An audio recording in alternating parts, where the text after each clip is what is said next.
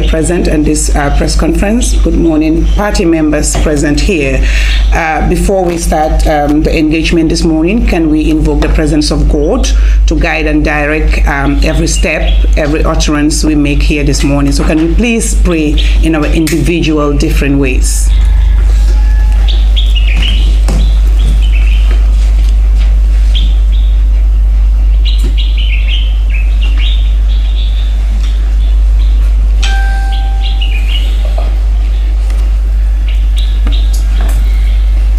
May God answer all the prayers. Amen. Good morning once again. For me, it's a really exciting morning. We met last month, and I kind of insinuated that may have been our last press conference for this year, because the thinking was we are getting to election campaign period and there may have not been time to engage. But I did make a disclaimer: if the need arises, we will reach out so that we will converge again and engage and discourse for the purpose of sensitizing, informing the citizenry, our membership, Gambia and Gambians at large. And God being so good has created a situation that we are meeting here again. But things being all things the same, we still say thanks to God. In all things, give God the glory. In all things, give God the praise. So we're saying thank you to God our Almighty for bringing us back together to talk and discuss and engage. Today's engagement is going to be very simple, direct, and clear, I believe, at the end of the day. We have two agenda items, and one is for us to give you an update as to where we are from our nomination, the rejection, and where we are with that situation. And two will be also to give you information as to the way forward for CA from here to election and subsequently post-election. So it's been bittersweet, of course. If you've been following, you realize we've worked so hard as a party. We've prepared so well to put up a candidate, a new party, 2 years or so, putting up a candidate for presidential election.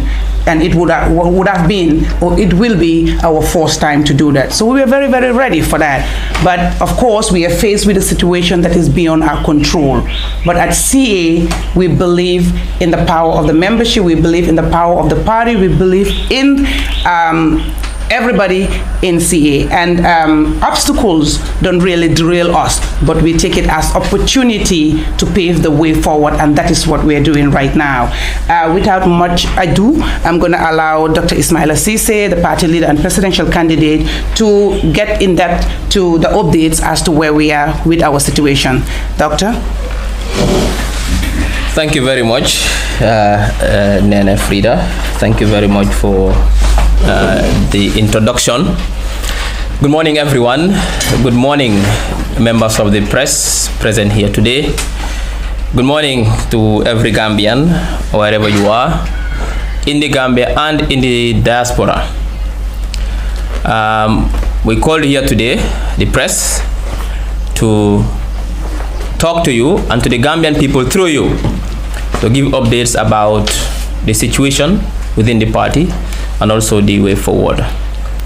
As you are aware, sometime back in September, we got notification from the Independent Electoral Commission that nomination forms were ready. The package was ready for parties to go, that parties who are interested in fielding candidates should go and collect nomination forms in preparation for the December 4th elections. Now, as a political party that has the intention of fielding a candidate, went to the Electoral Commission to receive a nomination package. Now, key within this nomination package are nomination forms, obviously, but also a checklist of the requirements for nomination. And then key within this checklist, obviously, is that every candidate that has the intention to run should, or every aspiring candidate should provide 5,000 signatures. So nomination forms were given to use that as a template, but minimum 200 from each region. Among other things also was a tax clearance for the candidate, but also a declaration of assets as well. A form was given to fill that one, and some other requirements by the IEC. So CA went ahead to prepare themselves for nomination. We started gathering all the documents that are required by the IEC, the tax clearance, the affidavit in terms of the assets declaration. We went about also trying to get the signatures, the 5,000, the requirements for both the national and also the regional level, and everything was set. And a date was assigned to CA, and that date was on the 2nd of November 2021. And the time was at 11:30 that Citizens Alliance should be at the Independent Electoral Commission to file in their nomination for president.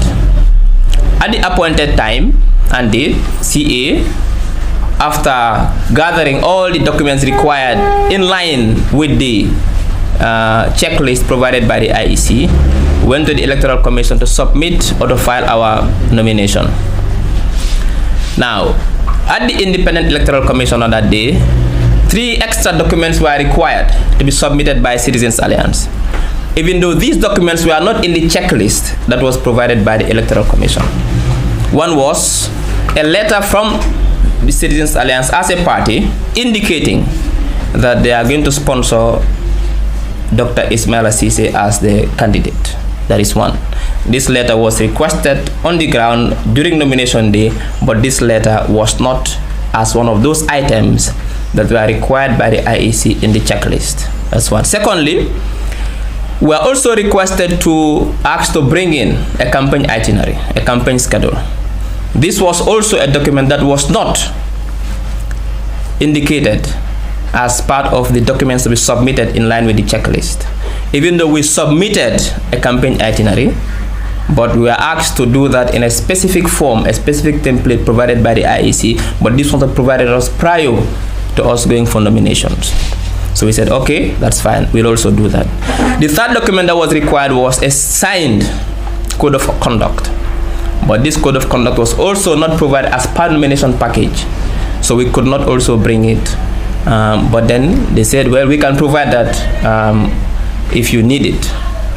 So we are given 3 days up to Friday when nomination closes to provide these 3 documents. That is a letter from Citizens Alliance indicating that they are sponsoring my candidacy, a signed code of conduct and ethics, but also a campaign itinerary in an IEC template. The following day on Wednesday, we prepared all these documents and submitted these 3 documents to the Independent Electoral Commission. Now, we trusted the process, we trusted the entire nomination process, and we trusted the institutions that are supposed to run the elections in this country. So we were sitting in anticipation, waiting to hear from the Electoral Commission through the right process as to the fate of our nomination. Now, to our surprise, on Saturday, it was the 6th of November at 5 o'clock, there was a press conference by the Independent Electoral Commission. It was where we found out that our nomination was rejected on the grounds that we did not fulfill one of the requirements for nomination in line with the Electoral Act, and that is we are not able to provide 200 signatures from the Banjul administrative area. Now, when we received that news at that press conference, we also realized that we have 48 hours to appeal the decision of the Independent Electoral Commission. We spoke to our lawyers and we were advised to appeal the decision. We filed in an appeal. On Monday morning, we took the appeal to the Independent Electoral Commission and submitted our appeal. On Monday afternoon, we got a call from the Independent Electoral Commission inviting us to a meeting at the commission with the returning officer, which is the chairman of the commission. We went there. The chairman was there with the chief electoral officer and deputy vice chair and also head of IT. We went there with the executive, and our file was shown to us, and they also showed us where we fell short of nomination forms. Now, even though IEC agreed that we submitted more than 200 signatures from Banjul, however, they said that some of the signatures were cancelled out for CA because of duplicate nominations. What does that mean? It means that if I sign for Mr. X, I cannot sign for Mr. Y. But if you look at the forms, those who signed for CA before they signed for the other parties. But the IEC arbitrarily gave nomination date and time to political parties. So it means that if party X is called to go submit their nomination before party Y, but party Y was the first party to be signed for, means party Y's signatures will be X'd. And we think that is unfair. We did not choose the day we are going for nomination. So it's not about when it was signed, it was when it was delivered to the IEC. But the date and time of delivery is decided by the IEC and not Citizens Alliance. And because of those duplicates, they said we lost some signatures. And because of that, we could not fulfill the criteria. Now, we still insisted that. Still, we thought our rights were violated and the IEC did not follow due process. Because the law is very clear that where nomination forms are incomplete, it is by law, according to the Electoral Act, for the IEC to provide fresh nomination and notify the candidate before nomination closes to submit fresh nominations. But that was not done. So we did not hear anything from the IEC. We are not notified that we are short until when we heard at the press conference that our appeal was rejected. Now, the following day, on Tuesday, we received a letter from the Electoral Commission that our appeal was rejected. We also spoke to our lawyers and we were advised that we are unfairly treated. We trust a process that should have been transparent and a process that would have focused more on inclusion rather than exclusion. In line with the Constitution, every citizen has a right to be voted for in office, but also to vote for in elections. Also, we fulfill all the constitutional requirements in accordance with the law, with the Constitution, in terms of age, in terms of citizenship, in terms of academic qualification. All the constitutional requirements are fulfilled by us. Now, we thought it was unfair, unjust for us to be rejected or disqualified just because we did not meet statutory requirements which are outside of the Constitution. So because of that, we feel that our rights have been violated, that the IEC did not follow due process in the way they handled our nomination, and then we thought now the best way is to go to the courts and let the courts decide. The courts are here for everyone. The law is here for everyone to protect everybody's fundamental human rights. So we thought that our rights were violated and that the IEC don't act in line with due process in terms of, in fact, the way we are notified of our rejection. The law is very clear on that. There is a process that should have been done to notify us of our rejection, but also not giving a chance, an opportunity in accordance with law and our right to really fulfill the requirements to run for office by giving a chance to fill in fresh nomination forms. Our rights were also violated. So we engaged lawyers. Barrister Christopher Mene is heading the team of lawyers, and yesterday a case was filed at the High Court challenging the IEC's decision, and then we just got to learn this morning that a day has been assigned for hearing, which is Tuesday, this coming Tuesday at 1:30. The case will be heard at the High Court. So in the meantime, we want to convey to every Gambian, to all our party members, sympathizers and supporters, to stay calm while we follow due process, while we give the court the chance to make a decision on this very important, this very critical issue. In the meantime, CA is focusing on this court case.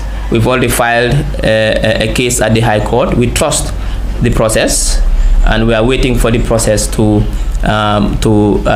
make a ruling on this case. In the meantime, we have a case to be heard on Tuesday, and in the meantime, after that, Perhaps we'll also seek advice from our lawyers, and they'll advise us as to the nature of this process, and we'll know exactly what to do as a party moving forward. But just to tell the members of the press, to every Gambian and to our supporters, that now the case is now in the courts. It will be heard on Tuesday at 1:30, and we are waiting for that. And after that, we'll now make a decision as to the way forward for the party. Thank you.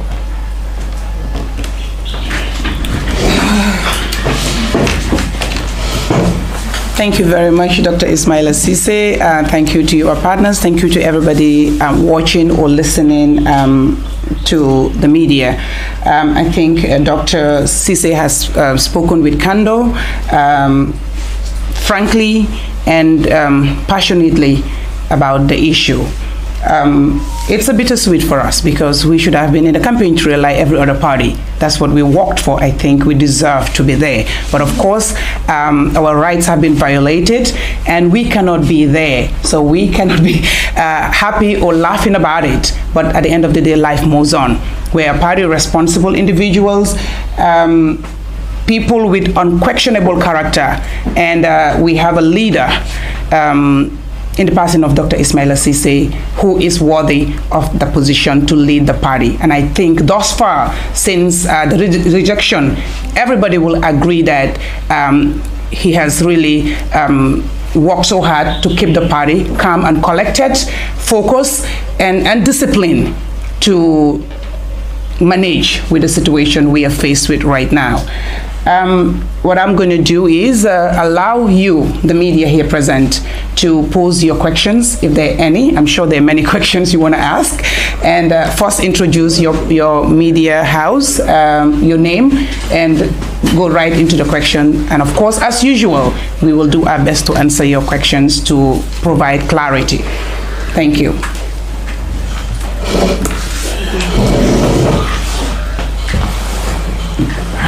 Okay, go ahead. Yes. My name is Landin Ceesay from Kerfado. My question is, prior to the nomination, did IEC inform the CA that one person cannot sign for two political parties? No, there was no notification to the IEC about that. So did our law say, one person cannot sign for two political parties? Well, IEC is saying that that is what's in the Electoral Act, that one person cannot nominate two individuals or two candidates. Okay. Thank you. That's it for you? That's it for you? Yeah. Yes. Go ahead. My name is Christian Conte. I work with the Fatu Network. I was going to ask how far you have gone, but you say you are taking the matter to court. So let's assume the courts uphold the verdict already given by the IEC. What will be your next line of action? Well, we'll get advice from our lawyers, and they'll advise us what will be next course of action. So is the CA the only party affected by this? Do you have other parties that you have a similar situation with? Well, we can only speak for CA. CA is affected, that we know, and we are seeking redress at the courts. So we can only speak for CA at this moment. Okay. Yeah, this is Isaba on behalf of OPE. VHN campaign is ongoing. Now let's assume, let's say you win the case at the High Court, and campaign are already ongoing. Like, how is that going to be like? How is the time that is going to affect you? Well, elections are not won in a 3-week campaign. Elections is a long-term thing. We've been campaigning since 2 years ago. We started campaigning because of the nature of our campaign, the strategy we use. So for us, we don't think that elections are won in the 3-week official campaign period given. We are seeking redress, and for us the most important thing is to rectify a wrong, and the most important thing is to ensure that no other party, political party or citizen falls victim to a rights violation. So this is not about CA, it's not about this campaign, it's about making sure that we are caught here. That is why it's in the court. Let the court determine that, who's to be given priority. I think here now the case in the courts, let's let the courts do their job. We cannot be here and saying what is right and what is wrong. One thing that is for sure is that we've been wronged. Our rights were violated in accordance with the Constitution, in accordance with the Electoral Act. Therefore, that is why we have trust in the process, in the judicial process. That is why we are handing it to the judicial process to make a decision on it. So we cannot sit here to say what should have been and what should not have been. One thing is clear, that our rights were violated, and we are seeking redress at the courts. I am Fat Badi from First Alberta. Mr. Sise, rumor has it that you are in talks with UDP and PBOIs. How authentic is that information? Well, rumors are rumors. Currently, we are focusing on our case in the courts. That's our focus right now, and that's what I can tell you. Anything that changes from that, we'll face the media again and tell them what's happening. But for now, our focus is our case in the courts, waiting for the courts to make a determination. So do you have, okay, I am also and I work with TV Gambia. Is there any possibility that if at all that your case is being adjourned at the court, are you going to have a plan of joining other political parties? Well, it's too early for us to decide that. Currently, like I said, we are focusing on the court case, and we are hoping that there'll be redress, and that's our focus now for the court case to go to court. So it will be premature for me to sit here and say if, because ifs are hypothetical. I don't know what will happen, so we are waiting for the first hearing on Tuesday, and then we'll get advice from our lawyers as to the scope and nature of the case, and we'll advise ourselves as to what the next move will be. Do you trust the justice system? Yes, we trust especially recently, yes. We've seen recent rulings that really show that the current judicial system is impartial, and that they follow due process and they are doing their job. So if we didn't trust the process, we wouldn't take it there. We trust the race why we took it there. So yes, we trust the justice system. Okay, I'm Usman Serikan for Gairab Online News. So CA was one of the parties who signed an alliance with two other parties, GMC and APP. Yeah. So unfortunately, you and Mike, the only two aspirants who filed your nominations were rejected, and then the other one has allegedly endorsed PUIS. So let's assume that you have win the case. Is that alliance? What is the fate of the alliance? Well, I cannot speak for the fate of the alliance now. Where we stopped was we had decided that we all go for nominations. After that, we'll sit again and decide. Unfortunately, that did not happen. So for now, I cannot speak on the fate of the alliance, because as I speak now, I wouldn't know. We are yet to meet and sit and discuss the way forward for the alliance. But for now, I wouldn't know. So your agreement was you all go for nomination, but APP did not go for a nomination. Perhaps if they had gone, they might have been the lucky one to qualify. Was there any? No, not all go for. I mean, parties were given a chance to go for nomination. You have to remember that the alliance was supposed to be party-led alliance. It means that even if there was a flag bearer chosen, it wasn't an alliance or a coalition where it was an independent-led alliance or coalition. That all the other parties now will back that candidates. So that was the thing. But for now, as we speak, I cannot tell you anything about that alliance. As we speak, we went through nominations. We did the right thing. We did everything that was asked and required in line with the Constitution and in line with the Electoral Act. And the outcome we thought was unfair and unjust, and that our rights were violated, and that the whole process did not focus on the principles of inclusivity, and knowing that every citizen has a right to vote and not to be voted in office.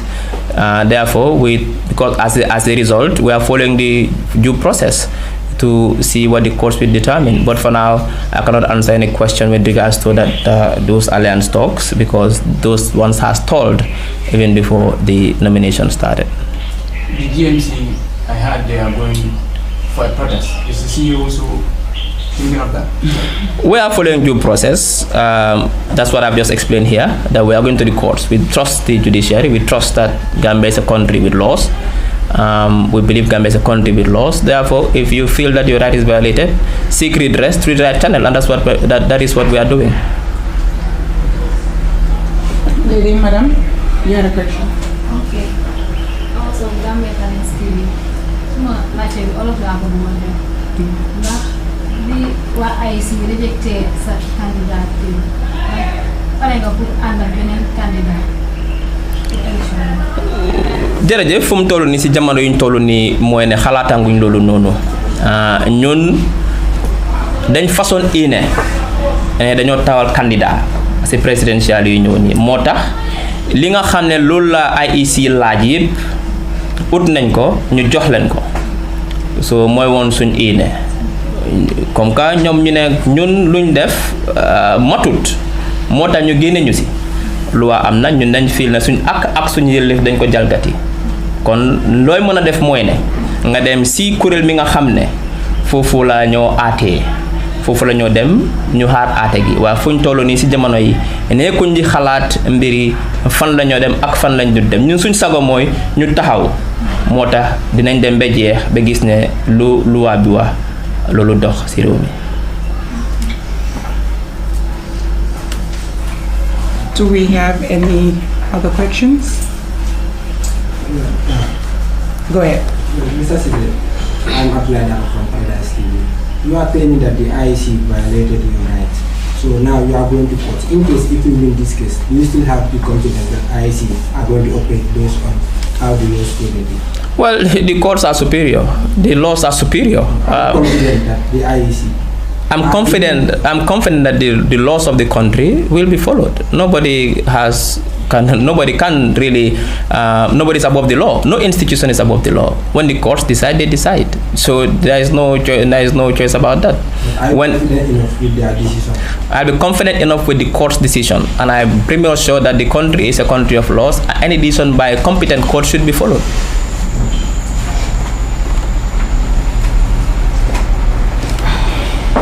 Do you have any other questions? No? Thank you very much.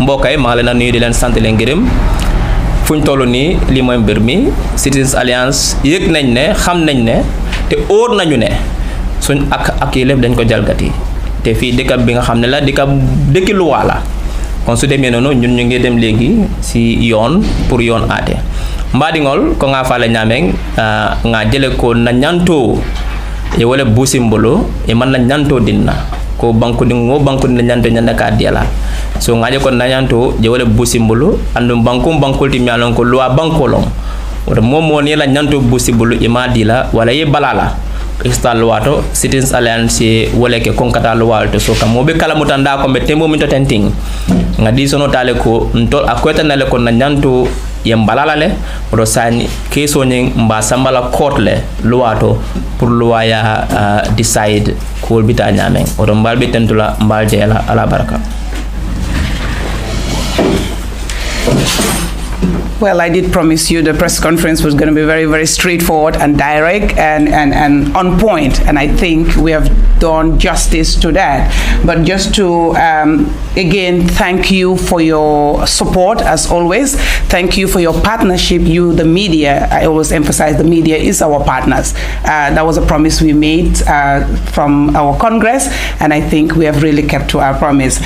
Just to remind you all, the citizenry, through you, the media, that CA was born out of necessity. CA constitute young, talented, committed, emerging young stars who are advocates of processes and procedures. And we have really demonstrated that from inception to our launching of the party, to our Congress, which was the first since I joined the political arena to see a political party done a process in a transparent way as CA did it, to announce our nominations, to publicize the elections, from our manifesto launching, to the unveiling of the manifesto, to our nominations until here we are. And of course, with such a very difficult situation, we are still calm and collected and following the law and then believing in the judicial system to ensure that the right thing is done. I mean, all of there was for emon sax mu neex man dama kontaan ne liñ gom ñu ci taxaw ñu ko def xaadi wuñ sonnuñ so di gën a ñaax rek jaay jëfal yéen mi ñoo seetaan di gën a ñaax ñi ñoo toppa ñi ñu gom suñ supporters yi ne bu leen tàyyi li ci kanam rawul bët ñun gom nañ ne loi dina dogal ci ni mu waree te bu boobaa dinañ continuer di taxaw di def li ñu war di def niñ ko waree wax again thank you very much and until we come your way again another time I believe it is to announce that CA has emerged out of this predicament victorious. So thank you very much and have a blessed Friday.